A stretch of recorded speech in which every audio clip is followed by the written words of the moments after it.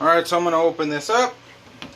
And it may seem a little silly what I'm going to do, but if you have worked with reptiles, especially the ones that are venomous, you know that one of the best ways to socialize is contact. The cool part about this little guy is that he really doesn't care if I touch him. He doesn't rattle. He's super chill. I do mess with him though, because I do not free handle. I do not believe in free handling at all. I don't think that the snake gets anything out of being free handled. I mean, to me it doesn't really make a difference whether I'm handling him or not. I just choose not to handle him just with my hands. Some other keepers say that, hey, you know what, that if you get him used to it, that it'll be better. But using this little I'm gonna have a free hand. Using this little hook that I have for them, it's the same thing as I mean, he's not gonna get anything more out of me using my hands. Some people swear by, oh man, it's all the difference in the world because they can smell your hand and stuff. But I personally, like I said, I personally don't get nothing out of me holding him in my hands. I mean, I can tail him, which is pretty much what a lot of people do. That means I would grab him from here and put the hook up here more on him. He's really tiny though. I would prefer to do that with one that's bigger because they're actually more sluggish. But this is what it's about right here. This is socializing these guys to where, like I said, whenever they get touched, when he gets older, he's literally gonna be like a ball python. He's not gonna know the difference from me touching him compared to the difference if I were to try to grab one of these in the wild. A lot of people ask me like, hey, why doesn't it try to bite you? Why doesn't? Well, the reason why is because this animal has not had a bad encounter. When they live in the wild, they have coyotes, they have raccoons, they have other bigger reptiles, king snakes. They have stuff that tries to kill them and eat them and gives them a bad experience. And once these guys have a bad experience, they will be afraid of anything touching them. They'll be afraid of anything around them. I could literally reach in here right now and grab him with my bare hands and he will not bite me. But I treat every single one of my venomous reptiles as a loaded gun or like a bomb. And all it takes is one mistake for boom. You know what I mean? Like, I'd rather not lose a finger or lose a hand or be in the hospital for a week trying to think like, why did I try to handle him? I have friends who do free handle.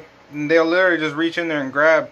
I mean, and it's cool seeing them do it, but me personally, I would never free handle anything venomous unless it's like something that I know I could control, like head control. But at the end of the day, they don't get nothing out of it, and neither do I. So I don't need to do it. Period. You know. But this right here, this is a very good experience. He's experiencing me move him around. He's experiencing me manipulate him. So later on, I mean, later on, whenever I reach in here and I want to grab him or anything, he's going to be so used to being touched and moved around. He's not going to care at all being touched. These guys have really, really messed up venom. So this is just one of those snakes that I just wouldn't try that with, period. And like I said, I get nothing out of it, and neither does he. So I respect him. I respect him a lot. Look at that little baby rattle. How cute is that? How adorable is this little snake? I like looking at his little rattle, I swear. Look at this. Look at this little rattle, you guys. How awesome is that? Ignore the paint on my hands. I'm trying to look at that. Look at how cute that little rattle is, you guys. Super cool. But like I said, I really don't get nothing out of handling him. Like, I could reach in there and grab him, but I don't want him to be used to that. I want him to be used to being touched, period. Because when he's 6-7 feet, well, that's if he gets that big. The chances of him getting that big are kind of slim. In captivity, where he has good meals and stuff, the chances of him getting big are way higher. But man, look at how his tail is so yellow too, dude. Super, super yellow. Look at that. The patterns on him are amazing. Look at the bottom of him, you guys. Really cool. I love the patterns on these guys. Gonna put some more water in here. He dumped it out, so gonna feed him another meal this week. In fact, I'm gonna change this paper Let me change this paper real quick. This little guy's awesome though.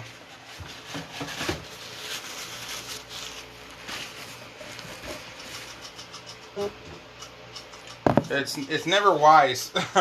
I know I'm gonna sound dumb saying this, but it's never wise to service a venomous snake's enclosure with your bare hands whenever it's still in the enclosure. But I know the strike range of this snake, so I'm pretty safe where I'm at right now. But he is awesome, awesome, awesome, and I need a name for him. So you guys need to help me name him.